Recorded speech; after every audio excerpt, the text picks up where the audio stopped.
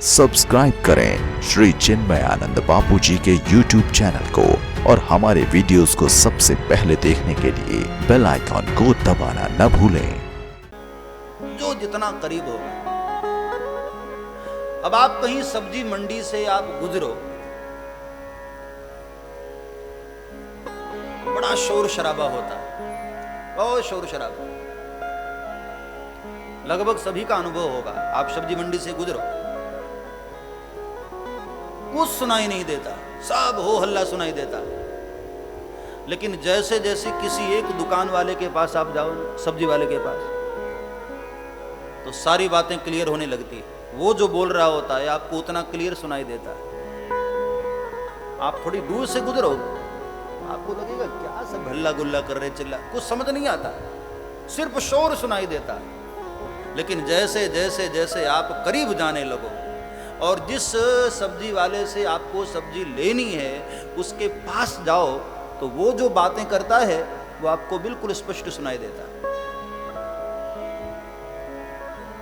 ठीक ऐसा ही सदगुरु का दरबार।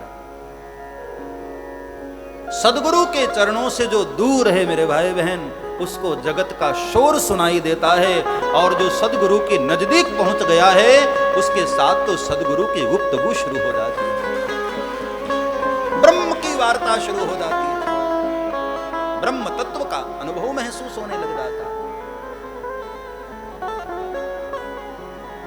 लेकिन शर्त यह है, पहुंचने वाला साधक ध्यानमग्न होना चाहिए, ध्यानस्थ होना चाहिए। यदि साधक, यदि शिष्य ध्यान पूर्वक न सुने तो सदगुरु कितना ही बोलता रहे, उसके भीतर न उतरेगी। अथवा तो ध्यान पूर्वक सुने। ध्यान पूर्वक सुनने को कहते हैं सुरता। शब्द और सुरता का बड़ा महत्व होता है। वो शब्द सुरता मिल जाए ना तो जीवन में बड़े क्रांतिकारी सूत्र प्रकट होते हैं। शब्द, गुरु के द्वारा निकला हुआ शब्द, गुरु के मुख से निकला हुआ शब्द और हमारी सुरता, ध्यान से सुनने की कला, वो है सुरता। शिष्य ध्यान से सुने और सदगुरु प्यार से बोले, इन दोनों के संयोग से 3 बच्चों का जन्म होता है। बाबा तुलसी यहां वही कहते हैं, सदगुरु के मुख से निकले हुए शब्द और साधक की सुरता, इन दोनों का संयोग हो जाए, ब्याह हो जाए, तो 3 पुत्रों को जन्म देता है साधक। कौन कौन से पुत्र? मंजूल मंगल मोद प्रसूति, मंगल मंगल मोद प्रसूति।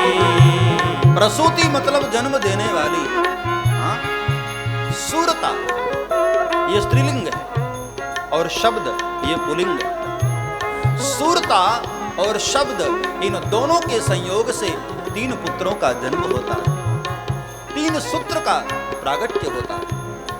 प्रसूति मतलब जन्म देने वाली ना। मंजूल मंगल मोद प्रसूति, मंजूल मंगल मोद प्रसूति। और सरल भाषा में आपको समझाऊं, सार बातें आपको कह दूं। जो सदगुरु के करीब पहुंचा है, जिसने सदगुरु को सेया है, जिसने सदगुरु की मौन को भी सुना है। ध्यानस्थ जो शिष्य होता है ना, कई बार उसको सदगुरु के सामने बोलना नहीं पड़ता है, सदगुरु उससे बोलते नहीं, उनके मौन को भी वो सुनता है। ऐसा जो अंतरंग शिष्य है, ऐसा जो करीब पहुंचने वाला शिष्य है, उसके जीवन में 3 क्रांतिकारी तत्व का प्रागट्य होता है। मंजुल मंगल मोद प्रसूति। प्रसूति मतलब जन्म। जब तक तुम्हारे जीवन में ये तीनों सूत्र न आए तब तक समझना कि तुम गुरु के नजदीक शरीर से तो गए हो, लेकिन पूरे के पूरे तुम समर्पित होकर नहीं गए। अंतर से बहुत दूरी है साहब। जीवन में ये तीन सूत्र प्रकट होने चाहिए। मंजुल मंगल मोद प्रसूति। मंजुल मतलब क्या? शब्दों के एक एक अर्थ को जरा ध्यान दें। मंजुल का अर्थ होता है पवित्रता, प्रसन्नता, उज्ज्वलता, धवलता। जीवन में जब पवित्रता आनी शुरू हो जाए तो समझना सदगुरु के हम करीब पहुंच रहे हैं। जैसे कई कई माताएं जुड़वे बच्चे को जन्म देती है ना, तो ये तीनों बच्चे एक साथ जन्म देते हैं। ये तीनों जुड़वा, जुड़वा में तो दो दो होते हैं ना, ये तीन जुड़वा है। और क्रमशः जुड़वा में भी तो ऐसा होता है ना, एक आध मिनट का तो अंतर होता है ना। ये बड़ा हुआ, 1 मिनट के बाद हुआ तो वो छोटा हुआ। तो इसमें भी ये तीन जुड़वा। मंजुल मंगल मोद प्रसूति। पहला पुत्र मंजुल, पवित्रता। आपने महसूस किया होगा, अनुभव किया होगा, सदगुरु के दरबार में बैठे हो और जब सदगुरु बोल रहे होते हैं तो ऐसा लगता है कि हम सुन नहीं रहे हैं, गंगा में स्नान कर रहे हैं। ऐसे पवित्रता का हमें अनुभव होता है, भीतर पवित्रता आती है। वो है मंजुलता, मंजुल। और हां, दूसरी बात, ये प्रयास से नहीं होता है, ये सब सहज। एक दिन मैं दर्शन शास्त्र पढ़ रहा था तो उसमें एक बड़ा प्यारा सूत्र आया। दर्शन शास्त्र का ये मत है, और वेदांत भी यही कहता है, वेद भी यही कहता है,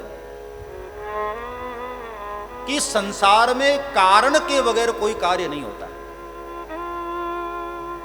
कोई भी ऐसा कार्य नहीं जिसका कारण न हो। दर्शन शास्त्र ये कहता है, प्रयोजनम उद्देश्य मंदोपि प्रवर्तते। प्रयोजनम उद्देश्य मंदोपि प्रवर्तते।